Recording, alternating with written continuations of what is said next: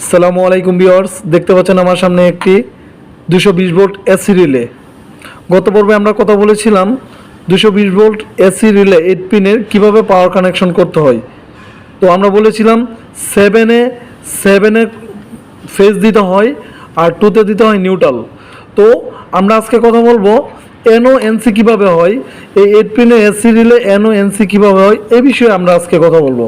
তো দেখতে পাচ্ছেন এখানে ড্রয়িং দেওয়া আছে, প্রত্যেকটা রিলেরই ড্রয়িং দেওয়া থাকে। আপনারা অবশ্যই রিলের ড্রয়িং ফলো অফ করবেন, এটা দেখে আপনারা কাজ করবেন, আপনাদের কাজটা অনেকটা সহজ হয়ে যাবে।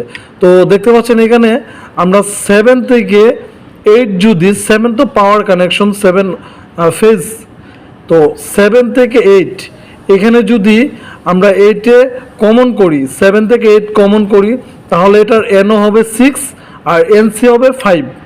আর এদিকে আবার 7 থেকে 1 যদি আমরা কমন করি, তাহলে এনও হবে 3, এনসি হবে 4।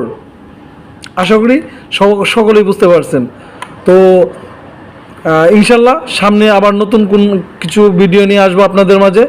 আর আমার ভিডিওতে যদি আপনাদের ভালো লেগে থাকে অবশ্যই লাইক কমেন্ট করবেন, আমাকে জানাবেন। ধন্যবাদ সবাইকে, ভালো থাকবেন, আল্লাহ হাফেজ।